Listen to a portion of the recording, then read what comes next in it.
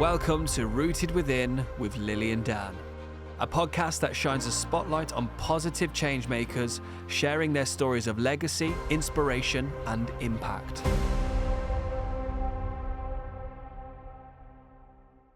Dan. Good afternoon, how are you? I'm good. I hear you've had an interesting day, hanging out with a whole bunch of cops. Yeah, literally. In a good way, not a bad way, which makes a difference these days.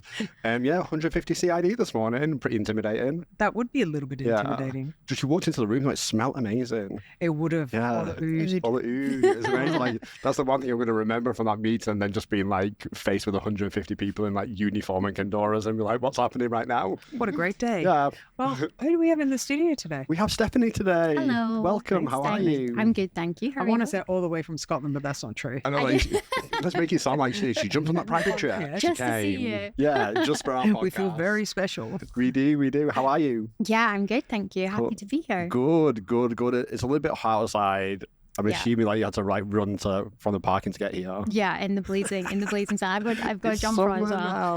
now. It's heating up really quickly. It is getting warm. Yeah. We were doing well. But And then it's just but summer. You got to say we've done well this year, because normally March, April gets this hot. Mm. Of course, Like, that's how I hasn't it like remember rained all winter? I know. It's all the it rain. It just feels like it's rained the entire time. It's like you're back at home. Well, how long have you been out here now? I've been here for 7 years. Okay. I was originally here in the 90s as a kid. Really? Expat brat. Oh, I want to Oh, know wow. about this. I was only here for 5 years. Okay, So, but still, how yeah. old were you at the time? 1. Do you remember much of it back then? Very vague What memories. memory do you have? Just like the pool and the apartments and being outside a lot. I think my older siblings had stronger memories. My Yeah. parents definitely, when they come back, they don't recognize Dubai Yeah, I anymore. would say it would be completely different. Yeah. Well, it is because you see the pictures. I know. You see like the but even Toyota for- building, yeah, and then you But look around. even it's for like us, like, even for us, like Yeah. I've been here for over 14 years now, yeah, like and I'm like, almost 17, Where am I? think. Yeah. it does keep changing. Yeah, I saw a picture the other day, like one of my own, and it was the Burj Khalifa being built. It was only like halfway built. There was nothing around downtown. That's how I Nothing. found my way around Empty. I was Dubai. like, Like, what? there's a Burj Well, that was Khalifa. the thing. Like back in the day, Google Maps was not up to date. No. You had to remember where to go, Landmarks. like landmarks, where the buildings. And when the fog came in, I'm like, oh God, Can't find anything. I'm screwed. So, why were you here back then? Well, My dad Okay. was a marine engineer. Okay. Yep, so in shipping. Yeah. What brought you back? I'd kind of settled down a bit in Edinburgh, then decided I didn't really want to be a grown-up anymore. And, I had like a sensible job, Yeah. mortgage, and then just felt a bit stale. Yeah. So I moved here in 2017. I had a job opportunity that I came out for. You wanted to come to Dubai, or was it just the opportunity showed itself up? A bit of both. It was like Okay. perfect timing, to be honest. Yeah. It was meant to It's happen. nice how that happens. Yeah, and you're like, oh, okay. Yeah, long winters in Scotland. Long, Cold. dark winters. It's very dark. People don't realise, but it's very 4 dark and p.m. cold. dark. Yeah. So yeah, I'd kind of had enough and thought there must be something else out there. How did you feel coming back? Because if you were young, you probably don't have, like you mentioned, you have that many strong memories. I Did think it it was a feel bit- like you were coming back to a place you recognised Yeah, before? I felt like a bit of comfort knowing like this is where my earliest memories are with my family, and I had it wasn't kind of like, oh, this is alien. And I'd been on holiday a couple of times, Yeah. which is Nice. very different to living here. It is but- pretty different. Like, it is really different. People Yeah. are like, oh, I can live in Dubai, I've been on holiday. I'm like, whoa, wait. My friend's doing it right now. He's just moved here after being on holiday multiple times. And he's like, okay, It's you not the warned me. same. And I was like, It's yeah, not the welcome. same. I think he's trying to get an apartment right now. And he's like, Oh, yeah, gosh. it's horrific. Especially with the prices now. Of course. Anyway, so we digress all of the time. So you came out here. Yes. How was it? It was great. Straight into to work. Made friends fairly early. Friends that are still friends with now 7 years later, Nice. which everyone kind of moves around. That's good because people Yeah. really, it's quite a transient place. You make I think it's friends become less fast. transient. People are staying It's a lot become longer. You less make transient. friends Just fast, look at the traffic. Just look at the Traffic can be lots of traffic. new people. Yeah. Yeah, so no, I feel like I settled in fairly quickly. Nice. Right. And then there's still, how was the work? You were happy with it? Did sort of career? Yeah, everything's- I definitely feel like my career here, and this was another reason for moving, Yeah. the potential growth for your career quickly can happen here. Yeah. Much faster than maybe if you'd stayed in your home country. Yeah. It's like exponential. It's times by whatever. It's Yeah, for huge. sure. I feel like with events like we do, it's you would never be exposed to the type of opportunities like you have, like say, No. in the UK. You know, much more. That was one of the competition, that was one of the budgets. biggest reasons I came here, because you know it had the bigger budgets. The word impossible just didn't exist. And the growth Impossible. is quick. When they decide they're doing something, it Yeah, I happens. like what you did there. Yeah, I'm possible. Impossible. Do you know that? No, Impossible is you I'm ju- possible. I'm You possible. flip You it. just heard. You're You There you just go. taught me something What today. is it that you do here, though? I'm group head of marketing Ah, Yeah. okay. for a company here. So Nice. The world of marketing is like crazy. the world of marketing is very crazy. It's 24/7, constant. And so we're working on a project right now and we're helping support with all of the marketing, and it's a world of lots of opinions. Everyone thinks they can do marketing. Yeah. Oh, of course, everyone thinks they Because can you do you marketing. see marketing, you're a consumer, so everyone kind of chips in. But I think if you work in marketing, just stay strong, Yeah. stay strong, hang in there, and be true to your skill and your craft and what you know. And of course, other opinions are important, Yeah. but you know what you're doing. Obviously, have you always done marketing since you've been Yes. here? So over the last 7 years, I'm Yeah. assuming it's changed a lot because consumer trends change. People change the all way time. the way we market changes. Yeah. The way we market changes. Obviously, different generations come into the market, Yeah. so you have to appeal Adapt. to those different consumer expectations. I mean, now we expect everything to be on our And the way doorstep. they hear narratives. Yeah, and where you access information as well, completely different to how it was 10 years ago. Wow. But This you- is your world. Yeah. Well, yeah. Yeah. Marketing. Yes, a long time. But the thing about marketing is it's all about understanding people Yeah. Mhm. and how people's minds work. Yeah. And that's something you do as a day job, but Mhm. that's sort of spilled over into your personal life as well, hasn't it? To Yeah. understand the mind. Like you've gone through quite a bit over the years, haven't you? Yeah, over the last 7 years, I think lots has happened professionally, but also at the same time, lots has happened personally. So 6 months after I moved here, Oh, 6 months. 6 months, my brother in the UK took his own life. So that experience of grief as an expat, I feel like is completely different. May I stop it for 1 second? Mm. And at any point, if it goes too far, just Yeah, Yeah. of course. because this is, thank you for being so vulnerable with such a heavy topic. Older brother, younger brother? Older brother by exactly 4 years. We have the same birthday. Oh, wow. Wow. And you got a phone call? Yeah. Did you phone see call. it coming? There were signs, but I never thought that this would happen, Yeah.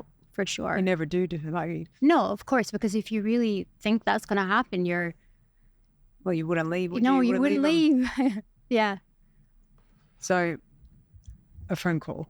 hmm And you'd only been here for 6 months of that time. Yeah, I was fresh. Like really fresh. It takes years to settle in To Dubai settle in, yeah. and to build that, I guess, safety network, comfort network, people. hmm So what'd you do? Yeah. Was it a parent who called you? or- Yeah, I had a missed call from my dad. I was actually out. It was like a polo match, but it was like an evening. So I was in a kind of party scene with So one of my you were on a friends. high. I was out on a Friday night. Yeah. And you're in Dubai, you're living life. Yeah. Yeah. And I had a missed call from my dad. I couldn't get hold of him. He was on the phone, I think, to my older sister. And I called back and got my mum. And yeah, I got the news there and then, and it was really like time stood still. How did you feel at that moment? Shock, disbelief, Numb. numb. It's like your blood runs Drains. cold. Yeah. And you're like, This there guy's must be not some true. mistake. Yeah. Yeah, this can't be true. And then what did you do? 6 months here. 6 months Expat. here. So I was very lucky. The friend that I was with is just an amazing human. She kind of called another close friend, went back to my apartment. Me being practical, I went into this is what I need to do mode. Okay. I called my boss, said, I'm not going to be in work on Monday. I have to go home. And then I'd spoken to other family members, and I remember just sitting in shock and like not really like what feeling I don't like know what I'm supposed to I do need to right go now. and do something, but I'm not at home, and I don't know what it is that I need to go and do. Yeah. So then I kind of decided I need to take a couple of days for myself before, like I didn't get on a flight until about 2 or 3 days later. I feel like I need to be, You need to process that. I need to be Yes. solid before I can go home and be there for my family. So that's what I did. But that's the interesting thing, isn't it? I need to be solid so then I can go home and be strong for my family. Yeah. Like that in itself says volumes. Yeah. So, 3 days is not enough for you. No. Do you know what I mean? No. Like it's your sibling and it's your big brother. A big brother is just, there's something else. Yeah. Like God, it makes me want to cry. Like if I can think about my big brother, like you gave yourself 3 days. Yeah, you just have to do. Looking back now, I'm like, what a psychopath. But I guess it's like No, it's survival that mode. survival You instinct go kicks in. into You go into survival mode, and what do I need to do? And that's kind of the way. That's kind of the way that I'm built. Yeah. Is me last, probably. But it's Yeah. also family, right? Family, yeah. Being strong for your family. You clearly come from a very tight family. Yeah. So you went home. I went home. I'll be honest, I don't remember the flight. Like I just feel like there are big parts that are just blocked out.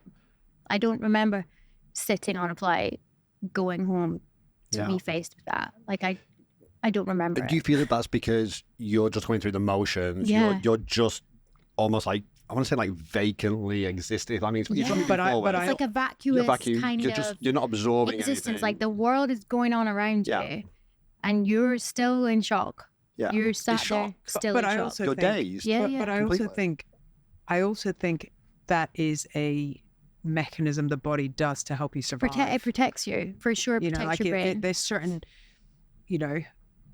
there's certain things that you're better not to remember, better not to hold on to, because you might never get past it. Yeah. Like I drowned as a kid. I don't remember. I remember my last moment. Yeah. I remember taking my last breath and knowing that was it. But I don't remember anything after it. All I felt, the only thing I remember is a hand yanking me out. Yeah. But that was it. Well, that's where your body and your brain, like you said, it goes into Protect survival you. mode, Yeah. and it does everything possible to protect you at that moment, because obviously the shock and the situation that you're in at that time is horrific, terrible. And I don't really know if I could sit here and say that what I did is healthy, because I don't feel like it is. And I spent those 3 days kind of going, right, I'm going to go home. I'm going to do this. I'm going to see this person. I'm going to find out about this. I'm going to do this. I'm going to do this. And in my head, I had a plan. Did you cry? Yeah. At least you cried. Oh, you made me cry when we were talking about this Sorry. previously. No, it's okay. Please, Okay. please don't cry. This is a very slow burn. This is Overboard is something me I've that put the cries, tissues because I think we're all going to cry today. Yeah. Yeah. Going back, it's a coping mechanism, and I guess I don't know if on a personal level, when I've dealt with grief, obviously you can't control what happened. It's happened. Like there's nothing you can do about it. But then in order for you to still feel like you remain in control, you do everything possible, or to I be in did, control. Like when you to said, kind of did make you sense cry? of it, to be in control of it. Sorry, when you said, did you cry? I cried in private. And then I was like, mask back on. Yep, this is what I'm going to do. I'm coming home. Just to... See, then that's not crying, is it? No, it's more like just having a little breakdown in the blue. And then, Yeah. But isn't it crazy that we feel, and I'm guilty of it as well. I'm getting so much better about it now. I'll cry in front of anyone if I need to now. I'm like, but that you would cry in private when you had a support system, as you said, some incredible friends around you at the time. And it must have been so lonely to cry on your own. for me, that's my preference. Yeah. Again, don't necessarily recommend my approach to anyone. There's no right there's no right or wrong way to deal with anything like this. I think everyone's so different. Yeah. And I think it is what it is. You just got to go through it. I had friends that were really trying to drag out with me, like, please tell me how you're feeling. And I'm like, well, yeah, like I'm got to go home, and then I guess I'll deal with it then. And I'm okay. Like, don't worry.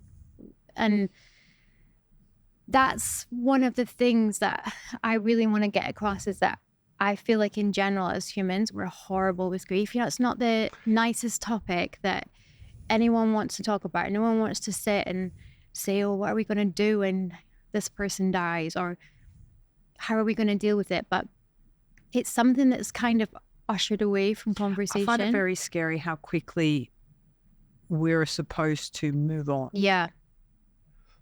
I find it really... I'll never move on, and I know that. No, but like that for sure. With yourself, you don't. But the way we've created life is that you are expected to just move on. Like, didn't you say 5 linear. days? Yeah. Yes, I think the standard bereavement policy is 5 days. And when you think about, you know, I also feel very strongly that there's lots of different types of grief. And just because whatever I've been through, it's not the same way that you experience grief or you experience grief. And you should never enforce that on anyone. But yeah, 5 days, and then your world has completely changed. Which will never be the same. It will never be the same. I mean, you're supposed to come back, go to the office. Come back, could be professional. Obviously, there's the work side of it where, you know, they give you an allowance, which is a horrific word to use, in order for you to grieve. But who else puts that expectation upon ourselves? I think as a society, we have, because like you said, grief and loss is something, you know, two different things. Loss, we will all pass at some point. So there's that, and I'm amazed at how easily we're supposed to walk past that as well. You know, you go to a funeral, it's done, and it's the one certain thing in life that none of us really talk about. It's the one certain, but it's the one thing in life, as you said, is not something that we ever really talk about. It's the elephant in the room. If we talked about it earlier, if we had this more open dialogue around loss and death, do we feel that then grief would be more manageable? I think there's also so many different types of grief. Like the grief that I experienced, there's so much stigma around it. But there's so much for you. It wasn't. It's you know, there's trauma there for you. Yeah, it's not just grief. Exactly, and I think now there's a lot more awareness. I mean, it's horrible because the awareness has come from a huge number of people losing their lives this way. Men. It's the biggest killer in young men. So it's a bit like, it's great that there's more support, but it's horrible that there's a need for more support because of the sheer volume of people who are impacted. But, you know, I also, as much as I say, you know, I'm really fortunate to have amazing friends, and I am. There's also people who they just don't know how to approach it. They don't know what to say. What to say to someone who's grieving that loss, or that type of loss. Because if it was, and I'm definitely not saying this is an easier way to lose someone, but if it's an illness, different. It's almost like you can accept that in a way. It's like they know how to talk about that. It makes sense. Yeah. But this is just completely different. Did you find people found it really hard to speak to you about it? What was the experience? I had a friend who is a very old friend, met with me and just didn't talk about it. Just didn't acknowledge it. No, and I was home. Yeah. And I was like, so... Oh, wow. Like, how did that make you feel? This is weird. Isolated, I would say, for sure, because you're like, oh, no one wants to talk about this, and it's my whole life right now. Did you feel gagged all of a sudden?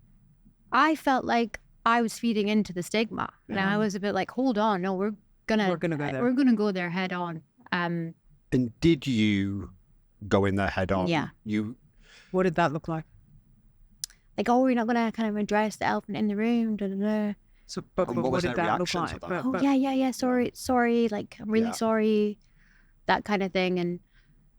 And I think as well, like, even like you mentioned funerals before, there are people who will avoid these types of funerals because it's like, what am I going to say to them? I don't know what to say. I don't know what the right thing is. And you just say you're sorry. Yeah. Like, there's nothing else you can say. There's nothing else you can do. Really, you can offer your support. All you have to say is you're sorry. Nothing fancy. Did you find there were any people who sort of, this is going to sound really crass, but you know, the rubberneckers? Yeah. Yeah. Did you get a lot of that? Yeah. Wanted to know details. And like, we didn't have details for a long time. We didn't know anything for a long time. And I had people that I didn't know reaching out to me on Facebook Messenger. Yeah. Just because it heard something. I heard your brother died. What happened? Pardon? Is the default first question. What happened? Yeah, what happened? Why? Yeah. Yeah. I'm fine, thanks. How are you? Yeah. That should be the first question. Yeah. Hey, I heard there's a loss. I'm just checking in to make sure you're all right. And that's Not what the I gory mean. details. Like, there's two different types of people, like, in terms of how they deal with it, when they don't deal with it well. Yeah. People who don't know what to say, and people who seem to think that they have the right of access to information. With the wrong intentions. With the wrong intentions. You're not asking from a good place. Asking to know there. Yeah, you want the goss. Gossip. You want drama. You want that's something to someone. talk That's about. my life. Yeah. So yeah. God, that would make me feel sick. Yeah, those message replies. Yeah. Oh, like, not the kindest message I've ever sent in my life, but yeah, for me it was like protection of my family, but also the privacy of your brother. Yeah, exactly, you know? And that's a big part of it. Like he wasn't. It's not like he was entertainment. No, do you know what I mean? Fodder for your next like coffee. You know. Yeah. But so you went home. I went home. Yeah. You arrived at the airport. Who was there? My friends. Your friends. What was that feeling when you saw them that first time? Is that when you broke? No, I don't think I did then. They all live in Edinburgh, and my family's from further north. So they all live there. They all had jobs the next day, and they drove me like an hour and 45 minutes home. 5 of them met me at the airport. 4 of them were in the car on the way home because they just simply wouldn't fit. Signs, everything. They were just like, we're here. Like, so. We've got your back. Yeah. Did it feel familiar? Yeah, it did feel familiar. So because you've been in Dubai like 6 months at that time. Yeah. Meeting new people, completely disorientated. This obviously happens. I'd just be like, you know, that going home. There's that moment where it's like, you're home, it's safe. And they're happy to see you. And you're like, I'm happy to see you too, but I wish I wasn't here. But it's also the people you feel the most safe with. Yeah. Because they know you. Yeah. Like, that's the thing about expat life, right? So, we've all been away from home for quite some time. Like, I'm 17, 18 years and counting. Lived in London and then here. And I have incredible friends here, but it's not the same. It's not the same, but there are positives to that, I feel as well, because I'm from a very small village. Yeah. It's wee. Wee. It's wee. Small. Small is Scottish. And everyone knows everyone's business. Yeah. So when I was home, it's like you're under a microscope. Everyone knows what's going on. Yeah. They mean very, very well. Yeah. But I know my mum found that hard as well. Like, there was no escape. No escape, and a tight knit community is lovely. Yeah.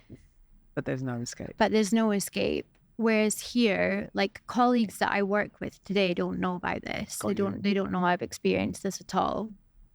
I think that's probably one of the benefits of this living in Dubai. You can almost like lose yourself. But also it means that you control the narrative more. Yeah. But you're also privy to things that people maybe wouldn't say if they did know.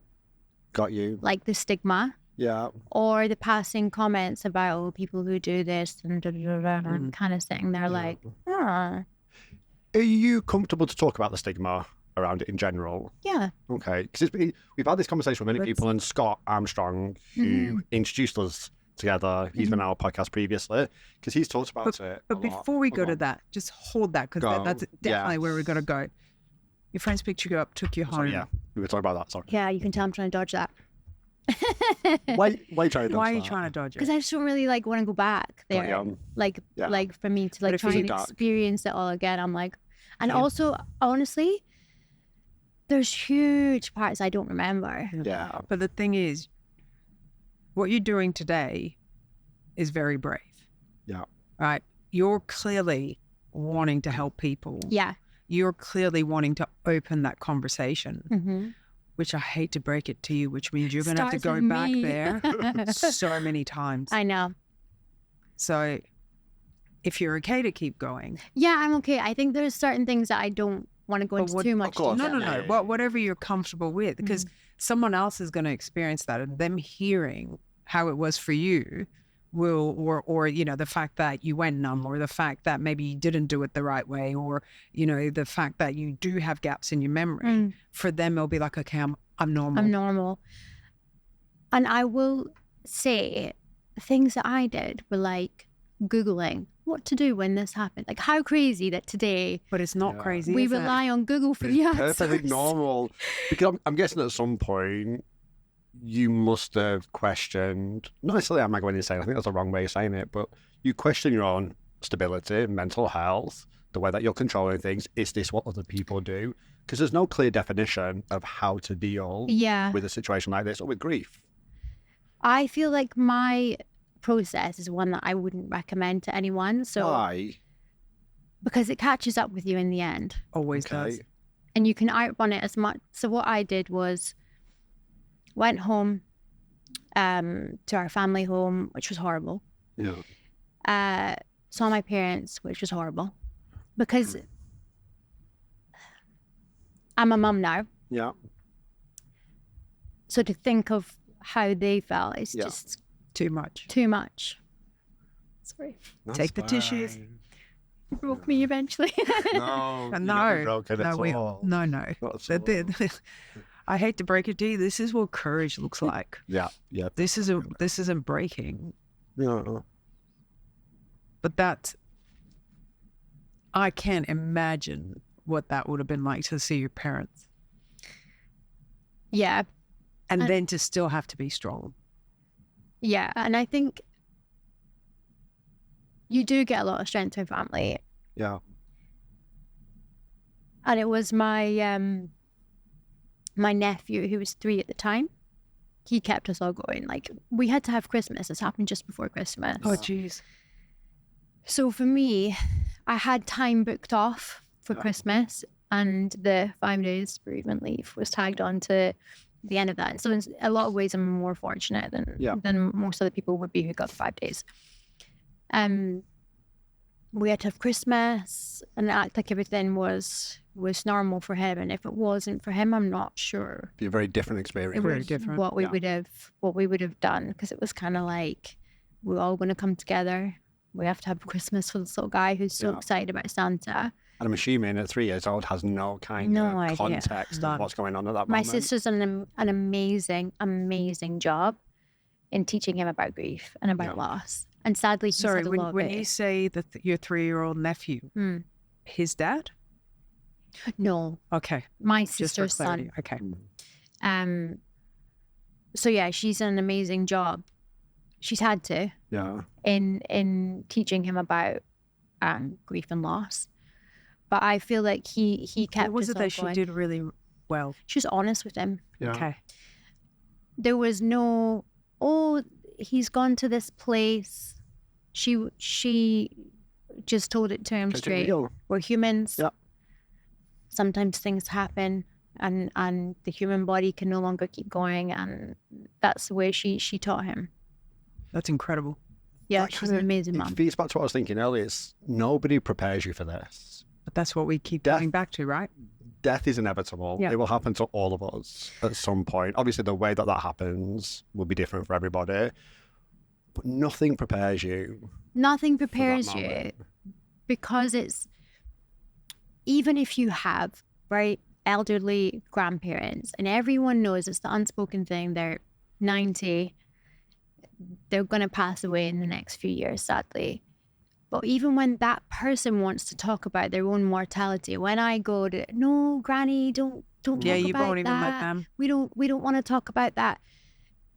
And I think it's so important to have these conversations, is. because otherwise you are just in this state of shock, and that people around you don't necessarily have the emotional intelligence to support you. Yeah. And you have to be able to dig yourself out of that hole. So I just on that note, you make me think about, I had a conversation with my mum when I was back in Manchester this week or last week. She's not sick or anything. She's good. She's, touch wood, very, very healthy. But it was a conversation around if something happens. And she laid out very clearly what her Practically. expectations are, what she wants. And we had a very open conversation around the death of a parent. And, you know, again, looking at the expat angle, or, you know, me living here, what would that be and how does that impact life? The legal side. All of it. And it was something which I think I'm very fortunate I can have that open conversation with a parent, but it's also pretty tricky. It's challenging. There's a lot of paperwork. A lot. So when you're going through this, there's things that you have to do. Yeah. Or your family has to do. for the paperwork. So when I was home, it's the emotional side. It's the ability to sort of say goodbye as well. Yeah. So when I was home for Christmas, my childhood friend, she's one of the best friends in the world. I spent so much time in her home growing up. Her parents are like my second parents. And her mom, you know, obviously getting older age, all that stuff. And she pulled me aside this time and said she might not, again, the expat world, I go home every Christmas. You might not see me next time. You might not see her next time. And I was like, my brain just sort of frazzled. I'm like, and then I said to her, because she doesn't see a lot of company, you know, blah, blah, blah. And I said, can I see her? Yeah. You know, so we went down the coast and I got to, she gave, like, you know, I'm like, not just, it was out of love for my friend, but also love for her. And to actually lie in bed with this woman and say goodbye. Yeah. And to say thank you. Yeah. I remember. I'll cherish that. Yeah. I remember my grandmother, she had dementia. And every time I'm That's back, very hard. it's You lose them really before you lose hard, them. really hard. And I actually... She had it as well. So I got her on a good day. My grief is more guilt and guilt that I wasn't around. Yeah. Like guilt that my parents had to deal with that, my mother in particular, because she was, you know, looking after my grandmother and the rest of her siblings. Guilt that I never really got to see her as much as possible.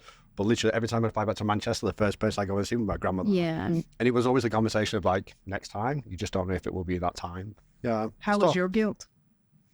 Huge. I still have it. I think with that kind of loss, you're left with, you don't get a goodbye and you're left with unanswered questions. What if I'd done this? Should I have said this? Shoulda, woulda, coulda. I should never have moved. Yeah, that's the one. And I think you go round and round and round and round in circles so much that you have to accept you're never going to have those answers. Yeah. How'd you get to acceptance? Do you ever? I think I've kind of not get over it, but acceptance that there's nothing going around in circles won't take you anywhere. I think educating myself about mental health has played a big part in it, and I would really recommend that anyone who's been through it does the same. When someone is so unwell that they're in that space, I personally don't believe it's something that can be managed by family. I would strongly agree with that. Yeah. You can support, you can be there. But if you're extremely upset, having an awful day, and I say to you, don't have a bad day. Yeah.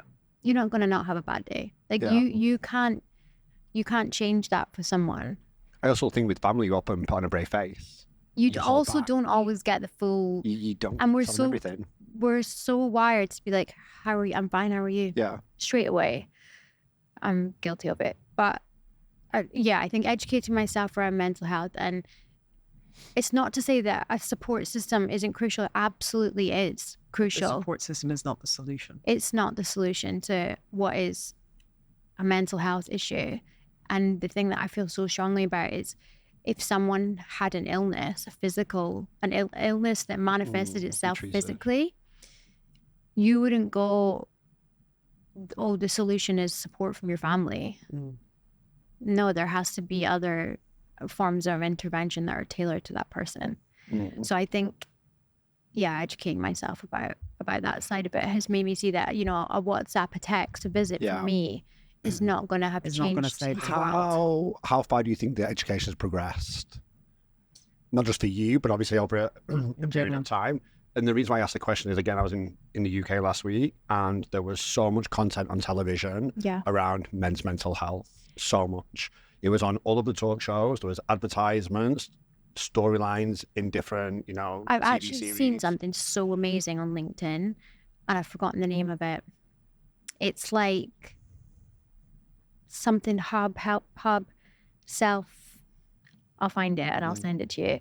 But there's this, now in the UK, they're piloting, like drop in, like high street space where you can just drop in and have access to therapists. And a lot of it's subsidized. So they work like with B2B to provide this access to the community. So in the same way that you would go and pop into a pharmacy or pop into the doctor, you can drop in there and it's a safe space to go. Yeah. And it takes up physical space on a high street where you can pop in and say, I'm actually really struggling. And I think having these places in plain view, it's stopping the ushering away of all the stigma. And speaking of stigma, let's go there. So I can't remember what the question was, but you talk about stigma and I don't know what question I was going to ask now, but just talking about. But there is stigma. There is so much stigma. When it comes to the topic of taking one's life, there is stigma. I think in general, if you just even go back to grief, there's stigma. People think, oh God, are you not over it yet? Why are you still talking about it? Why are you still posting about it? People think that there's an acceptable amount of time. Yeah. That you should grieve loss. And I even there's a 7 steps of grief. Yeah, there's like seven phases, but they stay in that, even though it's 7 phases. You go forward, you go back, you go around. Yeah, but people don't. A lot of people who haven't educated themselves about it don't understand that. Like you said, they think it's linear. You experience a loss, you cry, you get this, and with time, it goes. And I'm assuming with time it does get somewhat. Well, here's the thing. Ease is again the wrong word. But I saw this TED talk, and again, it for me, when I saw that, it was like, you don't get over it. You learn to carry it. That's exactly what I was going to say. So like when it happens, if your life is like a pie, your grief takes up every slice of that. And then as time goes on, there are other things that you allow to take up the bigger parts of your life. And that piece will always be there. Yeah. And I think you just get stronger at carrying it. Yeah. And it's with you forever. You have to. Yeah.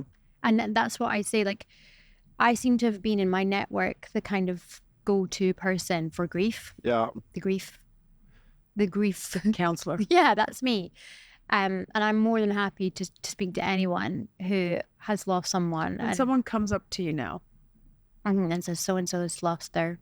What is the counselling that you give them? I mean, I'm definitely not a counsellor. Just no. As in, but what I mean is, you said you've become the go-to. I feel in your like circle. What is it that you then do in that situation? I think people knowing that I've experienced it, I just have complete empathy. I don't talk about me, my situation, because it's not the same. No. And I think that's where so many people, you know, go wrong. Oh, I lost my dad. And you're like, It's not about you. yeah, it's literally not about you. Yeah. And just extending so much empathy and providing a place where like you can say the grief is ugly. The things that you feel and you want to say, like, I don't care about your brother's birthday. I don't want to hear that you're going out with your brother. I don't care. Yeah. And then you're like, you're oh God, perfectly I'm a allowed to. really horrible person. But you're allowed to You're be that. allowed. You're allowed. These aren't things that I've said, but, you know, things that I've definitely felt. But to have, you know, someone who's lost their mom, I try to remember, you know, on Mother's Day, like, hey, if you're having a really rotten day, like, I understand. And just having empathy for that and not, you know, 5 years later, not going, oh, I'm still upset on Mother's Day. Like, they're going to carry that with them forever. So letting people know that they're not alone. Not alone. And that also there's nothing that I feel like anyone can say that can shock me. Yeah. In terms of quite open. Yeah, quite open. And like I said, I didn't deal with it in the best way. Like I don't feel like I tried to run for it for a long time. So on that note, I don't know how long it's been since, sorry. When you 7 years, right? 7 years, So you look back at that, Almost. is there anything you think you would do differently to grieve? Anything maybe, I don't want to use the word regret, but when you look back you think, oh, I didn't handle that very well. I think just being honest and saying like I was treading water. I was, you know, trying to do, I was trying to do well professionally. Hold it together. Trying to, just survive. Yeah. I hold it together, make new friends. I just basically like destroyed myself at the gym. And it was like I needed to feel that like physical pain to match the internal like turmoil that was going on. And while I do think there's a huge amount of merit in exercise for you know, Not when you use it as an escape. not if you use it Or as an it escape. becomes obsessive. Yeah, it was more just like just too much. Like the way I would. It almost like overcompensates. Well, you for know what you're it is like. We all know I lost my dog in a very horrific way. Does not compare. You know, the don't want to even try and compare. But he was my family. But I saw it. So that was really difficult. And I understand what you're saying because I'm not saying I ever wanted to self-harm, but I remember at one point just the pain that I was feeling, the grief that I was feeling. At that point, I truly understood people who like self-harm. Where does it go? know how Where do you put this? You know Like, how people cut themselves or do that. So what happened? And I feel like for me, it was I would scream. It was the weirdest thing. That's all I could do. So I remember because I'd had to drive home where he passed every day. I had to do it every day, and it would start coming. Huge trigger. It would all start coming. The flashback would come. I was reliving like a full body takeover. the whole thing, because grief and trauma lives in your body. It's not in your brain. It's physical. Yep. And I remember the only thing I could do to break that was to scream. And as I screamed, like it would just break the image that was in my head or the feeling that I was having. And I remember thinking, now I understand why people self-harm. Yeah. Because by cutting, it took away focused on your something focus else. a different pain. Yeah. You found a physical pain will take over what's going on in your head. Yeah. So it's it's not healthy, And but I understood it. That will trigger the similar reaction. So obviously birthdays. Yeah. Oh yeah. How do Special you handle occasions, those memories. I just like them to go past unmarked. Like I'm another year older. I don't want to celebrate on my own. Yeah. I also got married 2 years ago. Okay. So thank you. There's a big That would've part been a of your hard day. family missing. Yeah. And then I had a baby 10 months ago. Okay. So these big life events, And he's not there. There's a and void. he's not there. Yeah, you're like, oh, you've got an uncle, and you're never going to know him, and I'm It's a going to have to memory. try and explain, Yeah. because I'm still very much like, he will know that there will be no ushering the conversation aside or anything like that. But I even find it very hard here. You know, you go through the kind of, where are you from? What do you do? What's your family Brothers and like? sisters. And I'm like, Yeah. like, especially is your what is your answer to how many I have a brothers brother and a sisters? sister. Yeah. Yeah. Yeah. Because you do. I do. Yep. Yeah. So yeah, that's my answer. And I mean, usually they do. If someone needs to smile, they don't dig into, what do they do? What do they... Yeah.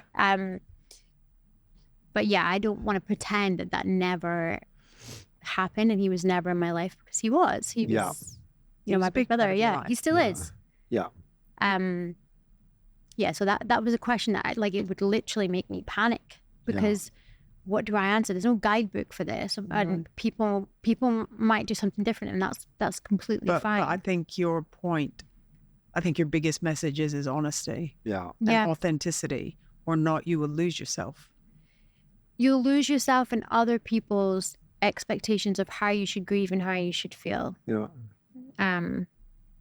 Which is not the nice way forward now. So what's your vision?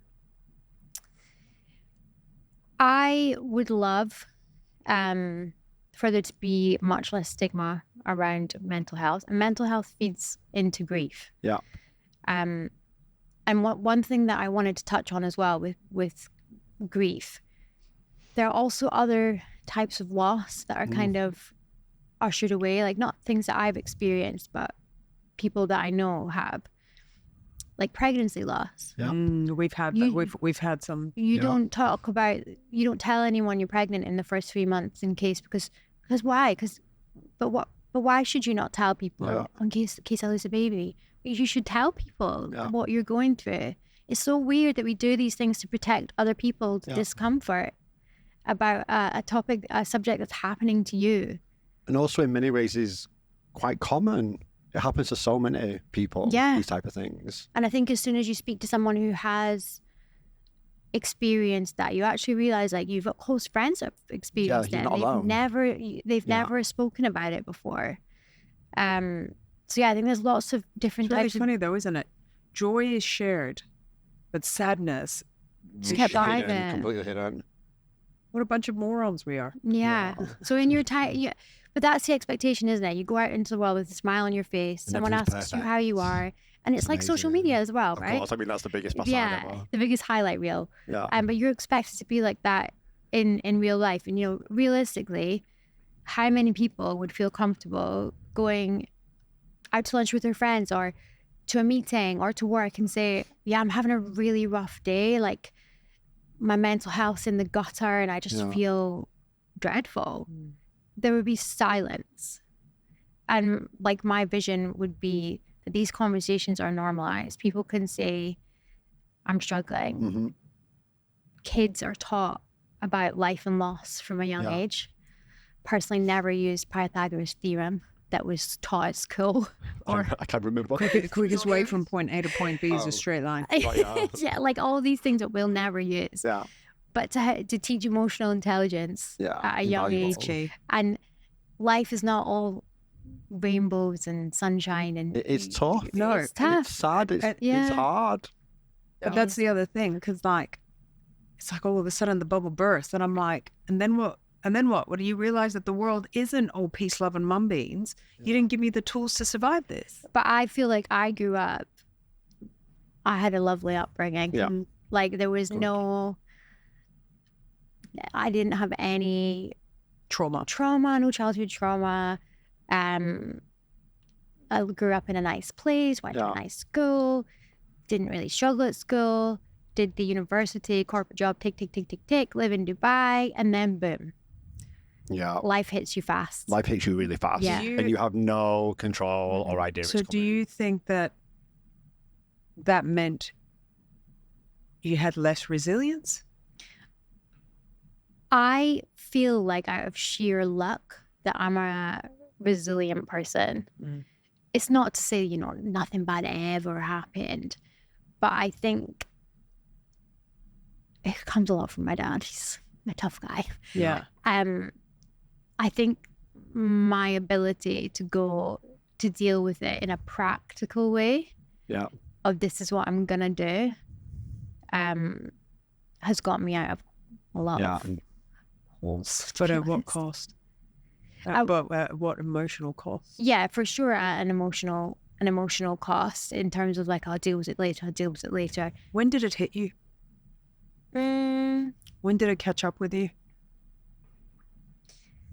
I don't think there was an aha moment, but there were a lot of things that happened. Like, my brother passed, and then I think it was less than 6 months after I lost my job.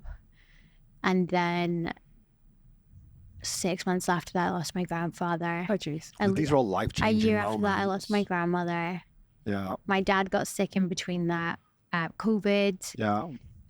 I mean, there was a point where you're like I was like, I'm just Tired.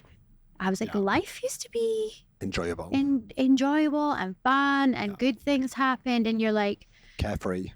yeah, carefree, and you're like, okay, this is actually what life is like, and I need to be able to deal with it. And for me, like, the physical activity definitely helped. I have an amazing, supportive husband, Good. who met me 3 weeks before my brother passed away. Okay. So he stuck around. That's good. I mean, it must be a very difficult time for everybody. Yeah. Yeah. And yeah, a really good support system. So friends that will ask the difficult questions. I think I'm very lucky that I've got, those two friends that were with me that night. They hold a mirror up to you, right? And they're like, I know you're not fine. Yeah. I know. They call you out on it. And I'm like, and your definition of fine is, I'm going to work every day, I'm training, I'm out with my friends, look at me, look what I'm doing. That's not fine. What'd you do for your mental health? I've never done counselling or anything like that. I'm an advocate. I'm the biggest hypocrite ever, to be honest. I'm a huge advocate for it. It's just not something I've ever done. So you guys are like basically Today's therapist. Today's the day. Is there a reason for that? Is it you don't want to, you don't feel the need to, or it's just never happened? For me, it goes back to that horrible practical brain that I have of, I can go, but it's not going to change my reality. It's not going to change what's happened. So I just need to go forward. But it might help you actually really process. I feel like I've gone through the process, like, kind of slowly over time. And I do think that as much as it's hard and isolating, grieving, it's hard and isolating. Being an expat grieving, the stigma around it is also isolating. In general, because I think grief's so personal. Yeah.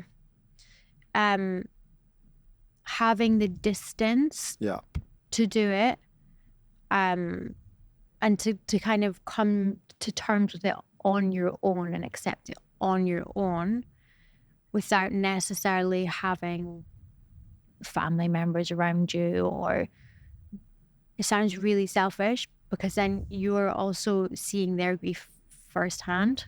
So I think having a little bit of space from that also lets you get yourself right. We're going to have to wrap it up. Sorry. No. We can But as a last question. I've got one last thing. Go. You go first. You take the last question. Looking back in the journey that you've been on, if you were to go back to yourself at that time, what would you say to yourself? Good question. It's quite deep. I think just stop putting a brave face on it, because then you're part. I wanted to talk about it because I realized I'm part of the problem, and I'm not too proud to say that how I behaved was, and it was a defense mechanism. Like, I don't want to let you in on my grief. My grief is mine. Yeah. And I'm fine.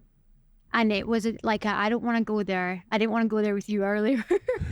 I don't want to go there. I'm fine. And that was a huge defense mechanism. So just to say, like, stop putting a brave face on it, because you're actually part of the problem. And it's taken me years to now look back and see I didn't deal with it the right way. And just being honest with how you're feeling and what your capacity is for what you can actually deal with. Yeah. So what made you decide to start talking about it publicly? Because you're clearly on a mission. Yeah, I think having, sadly, other friends that have experienced things in the same circumstances that I did, but also just in general loss. And they're just like, people are just like a fish out of water, and they don't know what to do. So it really made me take a look at us and us collectively, and think, why are we not teaching this? Why are we're doing, given that mental health issues are on the rise, and loss is a trigger for mental health issues, why are we not doing more to prevent this, and to actually equip people with life skills, emotional intelligence that you're going to need throughout your life? Because unless you're a hermit, you're going to experience loss. You're going to lose people that you love. And that's a horrible topic to be talking about on a Friday afternoon. Love and loss is mutually exclusive. But if you want to talk about it, Steph is here. There we go. Yes. There we go. Thank you so much for joining us and for being so vulnerable and honest with the conversation. Thank you very much. Difficult it is. Thank you. Thank you. Welcome to Rooted Within with Lili and Dan, a podcast that shines a spotlight on positive change makers sharing their stories of legacy, inspiration, and impact.